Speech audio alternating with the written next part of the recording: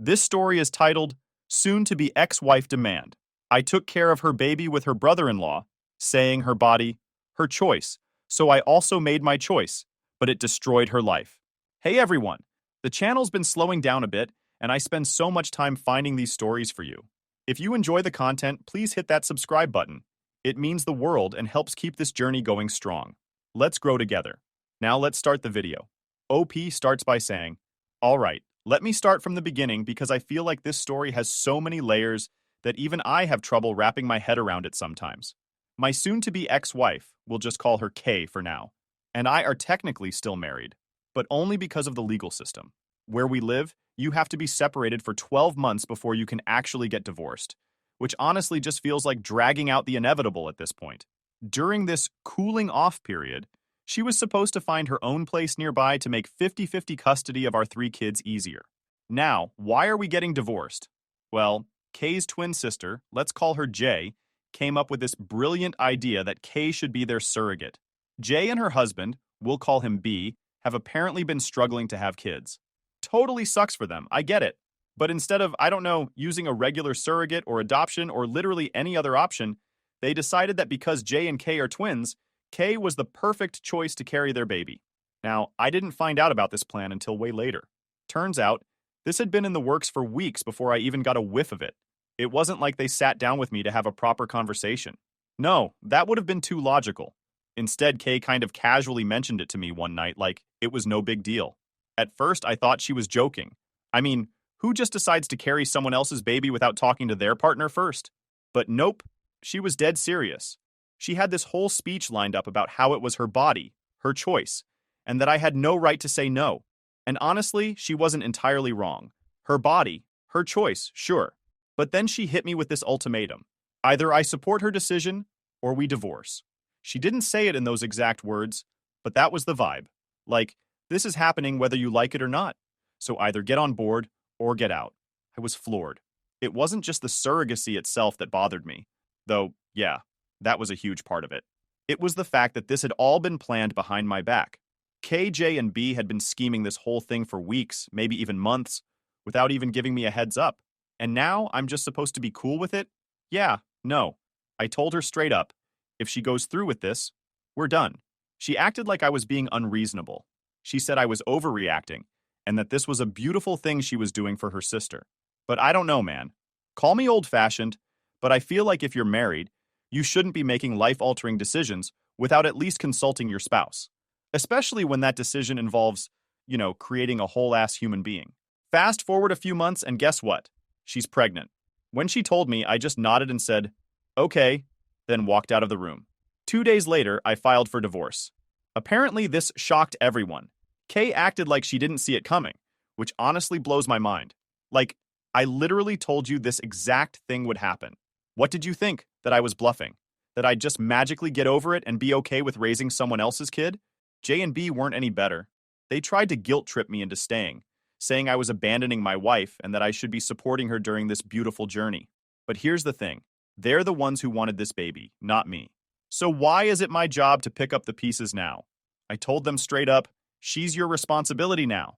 It was like talking to a brick wall. They kept saying stuff like, but you're her husband. You vowed to stand by her no matter what. And I was like, yeah, well, she also vowed to respect me and not make massive life decisions without my input. So here we are. Anyway, that's how the separation started. At first, Kay acted like she didn't care. She was all high and mighty, saying she didn't need me and that she could handle this on her own. But as the months went on, it became pretty clear that she was in over her head. After I filed for divorce, things got real awkward in the house. Kay started acting like nothing had changed, as if I was still supposed to care about her pregnancy, or worse, like I should be involved in it somehow. Meanwhile, I was already mentally checked out. I mean, why would I invest any energy into a pregnancy that A, wasn't mine, and B, was the exact reason we were splitting up? The house dynamic got tense fast. Kay didn't move out because, surprise, finding a place in our area isn't easy, especially when you're pregnant. She kept saying she wanted to stay close for the kids' sake, but let's be honest, it was more about convenience for her. Every time she asked me for something, it felt like she was still expecting husband mode from me. Like, no, I'm not running to the store for pickles and ice cream at 11 p.m. anymore. That's not my job now. She started dropping hints about how stressful everything was and how hard it is to do this alone. At first, I just ignored her. I mean, what did she expect? Wasn't going to swoop in and save the day like I had during her previous pregnancies. Those were our kids, and this? This was entirely her and her sister's decision. I didn't sign up for any of it. Eventually, the hints turned into outright complaints. She'd say things like, "I don't know how I'm going to do this without you," and "It's not fair that I have to go through this alone." I told her, plain and simple, to call J and B. They're the ones who wanted this baby. They're the ones who made all these promises about how amazing this surrogacy journey would be. Let them step up. But of course, they were nowhere to be found most of the time. B in particular seemed to be checking out of the whole situation. He'd show up for the big stuff, like doctor's appointments, but day to day, he was MIA. When I asked Kay about it, mainly out of curiosity, not concern, she said he was busy taking care of J, who was still recovering from her car accident. Fair enough, I guess, but it's not like he didn't know this baby was coming. Shouldn't he have planned for this? Kay didn't seem to want to admit that B's priorities had shifted. She kept making excuses for him, saying things like, "He's doing his best," or "He's under a lot of stress right now." Meanwhile, she was leaning harder and harder on me, as if I was somehow obligated to pick up the slack. She'd ask me to help with little things, carrying groceries, setting up the crib, even rubbing her back when she was sore. Every time I told her no. Not my kid, not my problem. One night, things came to a head. She was sitting on the couch, rubbing her belly and sighing dramatically, clearly trying to get my attention. Finally, she said, "You know, you're still my husband. You could at least pretend to care." I snapped. I told her, "No, I'm not your husband anymore. Not in any way that matters. You made your choice when you decided to do this behind my back. Don't come to me now because you're realizing it's harder than you thought. Call B, call J. Call literally anyone else, but leave me out of it." She cried, of course. That's become her go-to reaction whenever things don't go her way. But at this point, I was immune to it. I told her I was going to bed and left her there sobbing on the couch. The next few weeks were more of the same. She'd try to guilt me into helping, and I'd shut her down every time. It wasn't just about setting boundaries for myself, though that was a big part of it. It was also about principle. If I started helping now, even a little, she'd take it as a sign that I was softening, and then I'd never be able to get out from under her demands. Things took another turn when the baby was born. I stayed out of it completely. Didn't go to the hospital, didn't visit, nothing. I told her ahead of time that I wouldn't be involved, so it wasn't like she didn't know. Still, she called me from the hospital, crying and begging me to come. She said she was scared, that she didn't want to be alone, that I was being cruel. I stayed firm. I told her to call B. She hung up on me.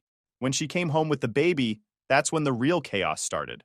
It was like she thought bringing the baby into the house would magically make me care. Spoiler, it didn't. She'd leave the baby's stuff all over the place. Bottles in the kitchen, diapers on the couch, as if to force me into acknowledging it, but I didn't bite.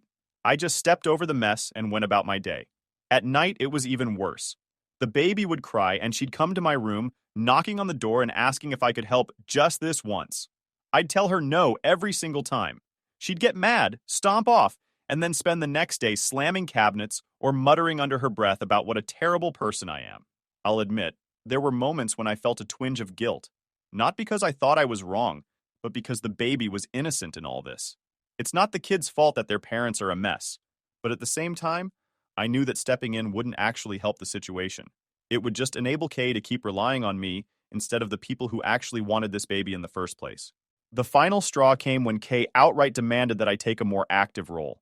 She said it wasn't fair that she was doing everything on her own, that I was being selfish, that I owed her this much. I told her, flat out, "I don't owe you anything. This is your responsibility. Deal with it." That's when she really lost it. She called me every name in the book, said I was a heartless monster, that I'd regret this one day. Then she packed up a bag, grabbed the baby, and left. I didn't try to stop her. Update 1 point. Hey Reddit, so lots of you are asking for an update, so here it is. 2 days after Kay left with the baby, I thought, finally, this might actually be the break I need. I wasn't naive enough to believe she was gone for good, but for a couple of days, the house was quiet. No crying baby, no guilt trips, no arguments. It felt like a weight had been lifted off my chest. But of course, nothing ever stays simple when Kay is involved. The calls started the next morning. First from her mom, then her sister. Yes, the same sister who masterminded this whole mess. And even her sister's husband. It was like they'd coordinated a campaign to wear me down. Every single one of them had the same talking points. Kay was overwhelmed, the baby was innocent, and I needed to step up for the sake of the family. Jay, her twin sister, was especially relentless. She left this long voicemail where she basically called me heartless for abandoning my wife during such a vulnerable time. Like, are you kidding me? This wasn't some surprise pregnancy that we'd both signed up for. This was her choice, a choice she made without consulting me, and a choice I explicitly told her I wouldn't support. I didn't respond to Jay's message. Honestly, what was the point? Then there was B, the baby's biological father. He tried to play the sympathy card, saying how hard things were with Jay still recovering from her accident. He even had the audacity to say, "We're all family, man. We should be supporting each other." Family? Are you joking? The guy barely lifted a finger during the pregnancy, and now he's acting like we're some kind of team? I told him exactly what I'd been telling everyone else. This isn't my problem. Step up and take care of your own kid. What really floored me, though, was Kay's mom. She's usually pretty reasonable, but even she was on Kay's side this time. She called me up saying how disappointed she was in me, that she raised me better than this, and that Kay was still my wife. I cut her off right there. No, she's not, I told her. She stopped being my wife the moment she decided to have another man's baby. If you care so much, maybe you should be the one helping her.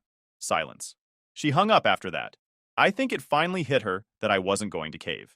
A couple of days later, Kay came back. I knew she would eventually, but I wasn't prepared for the scene she brought with her.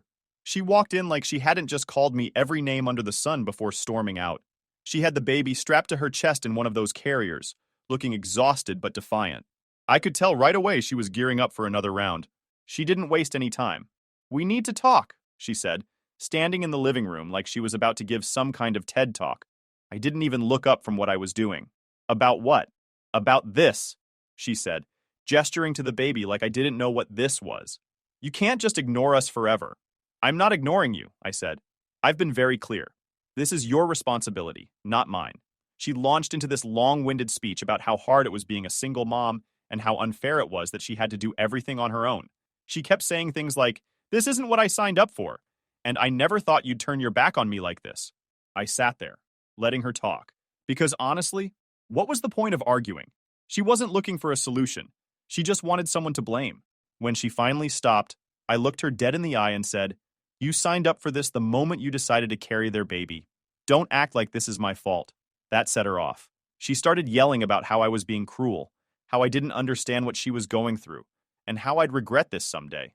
The baby started crying, probably because Kay was yelling so loud, and she snapped at me to do something. I just shrugged and said, "Not my kid." She stormed off to the bedroom after that, slamming the door so hard it shook the walls. The baby kept crying, but I didn't move. If she wanted to scream and slam doors, fine, but I wasn't about to let her dump her problems on me. That night, she tried a different tactic. Instead of yelling, she came into the kitchen while I was making dinner and tried to play nice. She started talking about how she missed the way things used to be, how she still loved me, and how she wanted us to be a family again. She even apologized, sort of. She said she was sorry for how things turned out, but she still didn't take any responsibility for her choices. I wasn't buying it. I told her that ship had sailed. "You made your decision," I said. "Now you have to live with it." She started crying again, saying she didn't want to get divorced and that she couldn't do this on her own. I told her she didn't have to do it alone. She had J and B, but that wasn't what she wanted to hear. She wanted me to swoop in and save the day, just like I'd always done before. But not this time. When I went to bed that night, I could hear her crying in the next room. I didn't feel good about it, but I didn't feel bad either. I felt nothing. And that's when I knew for sure it was over. Whatever love or connection we'd had was gone. She'd burned it all to the ground with her choices. The next morning, she tried one last Hail Mary. She came to me with the baby, looking desperate and sleep-deprived. "Please," she said, "just hold her for a little while so I can sleep. I haven't had more than 2 hours in days." I looked at her, and for a second, I almost caved. Almost. But then I thought about everything that had led up to this moment. How she'd lied, how she'd betrayed my trust, how she'd dragged me into a mess I never agreed to. And I said no. "Call B," I told her. "He's the father. He should be helping you." She looked like I'd slapped her. "You really hate me that much, don't you?" she said, tears streaming down her face. "I don't hate you," I said, "but I'm not going to let you guilt me into cleaning up your mess. This isn't my responsibility, and I'm done pretending it is." She left again after that, And this time, I think it might be for good. Her mom called me later, saying Kay was staying with her for now. I told her that was probably for the best. Maybe now I can finally get some peace. Update 2.0. Okay, it is my. Again, here is what's been going on. 3 days. After Kay left the second time, things settled down for a while, but not in the way you might think. The house was quiet, sure, but it wasn't peaceful. I had this constant nagging feeling that something else was coming, like the calm before a storm, and I wasn't wrong. About a week after she moved out, I started getting letters and emails from Kay's family. Not just the usual guilt trips and emotional manipulation, but full-on arguments, as if they were trying to wear me down with sheer volume. Her mom wrote me this long letter about how I was being unreasonable and how family always comes first. She talked about how hard things had been for Kay growing up, how much she sacrificed, and how I owed it to her to support her now. I read it, sighed, and tossed it in the trash. What was I supposed to do with that? Wasn't like they were saying anything new. They'd been on this you're the bad guy train since the beginning, and at this point, it was just noise. J and B, on the other hand, tried a more direct approach. B showed up at my house unannounced one evening. I opened the door, saw him standing there looking all awkward, and immediately knew this wasn't going to go well. Hey man, he said, trying to sound casual. Can we talk? I leaned against the doorframe and crossed my arms. About what? He shifted uncomfortably, like he was debating whether to come in or just run for it. Finally, he said, about the baby. About everything, really. I didn't move. Say what you need to say. He looked surprised, like he thought I'd invite him in or something. Not a chance. He started rambling about how hard things had been for him since Jay's accident, how he was trying to juggle everything, and how he really needed me to step up and help out for Kay's sake. For Kay's sake? I repeated, cutting him off. This has nothing to do with me. That's your baby. Your wife's sister agreed to this knowing full well what it meant. Why are you even here? He looked flustered. It's not just about the baby, it's about family. We're all connected in this. I couldn't help but laugh. No, we're not. You, Jay, and Kay decided all this behind my back. You excluded me, and now you're acting like I owe you something? Get real. He tried to argue some more, but I wasn't having it. I told him to leave and not come back unless it was to take full responsibility for his kid. He didn't like that answer, but he didn't have much of a choice. He left, muttering something about how I'd regret this. Maybe I will, maybe I won't. Either way, it's not my problem. Meanwhile, Kay was still at her mom's, and I thought maybe, just maybe, she'd finally started to figure things out. But nope. Instead, she started using the kids as leverage. She called one night and asked if she could come over to spend time with them. I said sure because they're still her kids, and I'm not going to keep them from her. When she showed up, though, it was clear she had an agenda. She spent the whole evening talking about how hard things were for her, how the baby kept her up all night, and how she just needed a little help to get back on her feet. She even brought up the idea of moving back in, just until she could figure things out. I shut that down immediately. No, I told her. You made your choice. You don't get to come back here and act like nothing happened. She tried to argue, of course. She said it wasn't fair to the kids to keep their family apart, and that I was being selfish. I reminded her that she was the one who decided to blow up our marriage for her sister. You don't get to play the victim here, I said. You chose this. Now live with it. That was the first time I saw real anger in her eyes. Up until then, it had mostly been sadness, guilt-tripping, and frustration. But this was different. She looked at me like I was the worst person on the planet and said, "You'll regret this one day. I promise you." Then she grabbed her stuff and left, slamming the door behind her. The weeks that followed were surprisingly uneventful. I settled into a routine with the kids, focusing on giving them as much stability as I could. They asked about their mom sometimes, why she wasn't living with us, why things were different, but I kept my answers simple.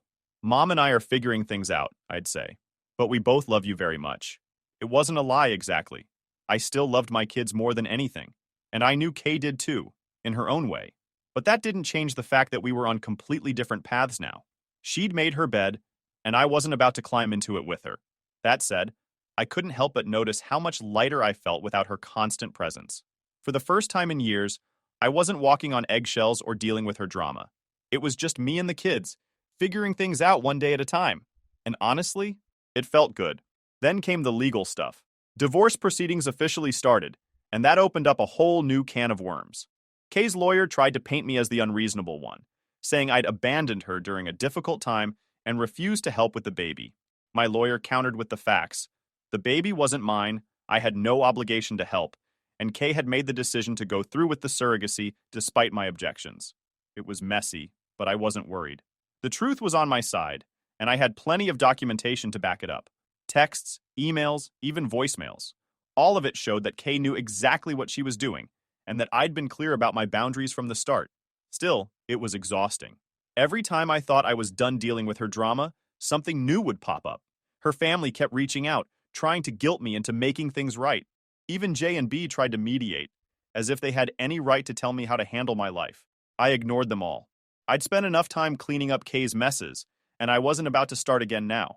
Sacrifor. Through it all, one thing became crystal clear. I was done. Done with the guilt, done with the manipulation, done with the constant drama. For the first time in a long time, I felt like I was finally in control of my own life again. And no matter how much Kay and her family tried to pull me back in, I wasn't going to let them. This was my chance to start over, to rebuild, to focus on the things that really mattered. My kids, my own happiness, and a future where I wasn't constantly cleaning up someone else's mess. And for the first time in months, I felt like that future was within reach. Final update. Hey guys, this is my last update. Here is what has been going on. After weeks of back and forth drama, I finally got a taste of what my life might look like without Kay's constant chaos. It wasn't perfect. I was still navigating how to balance work, being there for my kids, and the mess that was the ongoing divorce. But for the first time in a long time, it felt like things were heading in the right direction. Kay stayed with her mom for the most part, which made things less tense around the house. She still had her visitation days with the kids, and while I wanted to keep the peace for their sake, it wasn't always smooth sailing. During one of her visits, the kids came back talking about the baby. My youngest asked if their new sibling was going to live with us eventually. That hit me like a punch to the gut. I had to sit them down and explain, carefully, that the baby wasn't their sibling in the way they were thinking. I told them that the baby was staying with their aunt and uncle, and that while their mom had helped bring the baby into the world, it didn't mean they'd be living with us or playing the same role as a brother or sister. My oldest nodded, clearly trying to act like they understood, but I could tell they had more questions. My youngest just asked, "But why isn't the baby like us? How do you explain surrogacy to kids? How do you make them understand that their mom's choices had nothing to do with them, while also being honest without bad-mouthing her?" I did my best, but that conversation stuck with me for days. Meanwhile, I had my own life to sort out. The divorce wasn't just emotionally draining, it was financially draining too. Kay's lawyer was pushing for spousal support, arguing that she couldn't work because of the baby. My lawyer and I countered that the baby wasn't mine, that this was a surrogacy agreement she had willingly entered into, and that she had her sister and brother-in-law for support. It was an uphill battle, though, because the court kept wanting to consider the best interests of the children. Of course, I wanted what was best for my kids, but I wasn't about to let Kay use them as leverage to squeeze more money out of me. To make matters worse, her family started meddling again. Jay sent me this long, dramatic email about how I was punishing Kay for doing something selfless, and how it wasn't fair for her to be struggling while I was living comfortably. First of all, I wasn't exactly living in luxury. I was juggling work and raising 3 kids on my own. Second, Kay's struggles weren't my responsibility anymore. She made her bed, now she had to lie in it. Still, the email got under my skin. It wasn't that I cared what Jay thought of me, but it was frustrating that they kept spinning this narrative where Kay was some kind of martyr and I was the villain. I wanted to reply, but I knew it wouldn't do any good. They'd already made up their minds about me, and no amount of explaining was going to change that. One surprising thing that came out of all this was how much closer I got to my own family. My mom, who had been my biggest supporter from the start, stepped up in ways I didn't expect. She started coming over more often to help with the kids, whether it was cooking dinner, helping with homework, or just giving me a break when I needed it. She also wasn't shy about telling me when I was being too stubborn or when I needed to lighten up. I didn't always agree with her, but I appreciated having someone in my corner who wasn't afraid to call me out when necessary. Even my dad, who usually keeps his opinions to himself, had a few choice words about the situation. He told me, "You did the right thing by sticking to your guns. People like Kay will always try to guilt you into cleaning up their messes, but you don't owe her anything. Just focus on your kids. That's what matters." That became my mantra. Focus on the kids. Every decision I made, every interaction with Kay, every argument with her family, I filtered it all through that lens.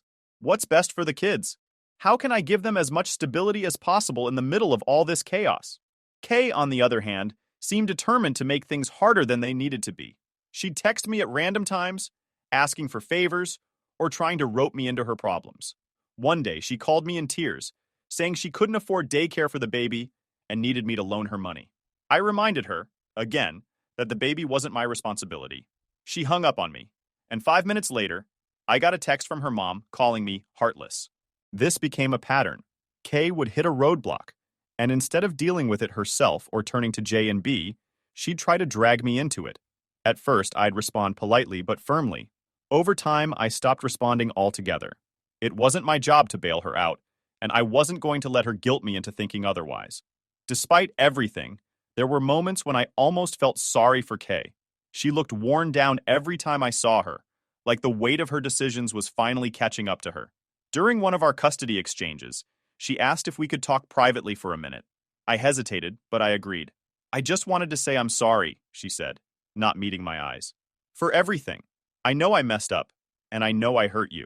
I thought I was doing the right thing at the time. I didn't know how to respond to that. Part of me wanted to say, it's too late for apologies. Another part wanted to ask her why she didn't think about the consequences before going through with all this. But instead, I just nodded and said, I hope things work out for you. She looked like she wanted to say more, but I ended the conversation there. I wasn't interested in reopening old wounds. Whatever guilt or regret she was feeling, that was her burden to carry, not mine. These days, I'm focused on rebuilding. The divorce is still in progress, but I'm doing everything I can to move forward. I've started setting boundaries with Kay's family. They don't call or email nearly as much anymore, and when they do, I ignore it unless it's directly about the kids. My lawyer is confident we'll get a fair custody arrangement, and I'm cautiously optimistic about the outcome. As for the kids, they're adjusting better than I expected. They still have questions, and I know it'll take time for them to fully understand everything. But they're resilient. They're the reason I get up every day and keep pushing through all the noise and nonsense. If there's one thing I've learned from all this, it's that you can't control what other people do. You can only control how you respond. And as much as Kay and her family tried to drag me into their mess, I've finally realized that it's okay to say no. It's okay to put myself and my kids first. For the first time in a long time, I feel like I'm starting to find my footing again. And honestly, it feels pretty damn good.